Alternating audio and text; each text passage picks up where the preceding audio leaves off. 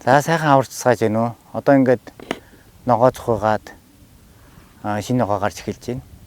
Энэ үед болохоор бэлчээрийн мал дээр нэг юм ажиглагддаг нь болохоор одоо ногооны хордлого гэж зарим нь хэлдэг. Зарим нь болохоор цэцэг алдаад яг ногоон цадж ийн гэж ирдэг.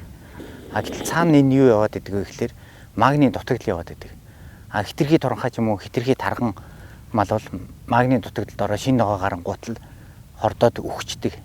Дунд зэргийн тарга хүчтэй нь болохоор цэцэг алдаад нэг хордлогоо тайлаад тэгээ өнгөрөөдөг. Энийг болохоор бид нэр байдаг зүйл юм шиг өнгөрөөсөр ирсэн. Гэтэл ногоонд хордуулахгүй магний дутагдалд оруулахгүй байх боломж биднэрт байна. Мимогийн шахамлыг 7C-г ашиглаад нэгсэндээ магний дутагдлаас сэргийлж болж байна. Эсвэл нунтаг тижээлийн ашиглаад тижээлт нь нэг үхэрд одоо 50-70 г, нэг хонинд бол нэг 5-7 г орчим хийгээд байхад магний дутагдалд орохгүй, цэцэг алдахгүй, ногоонд хордож өөхөхгүй байх нь байна.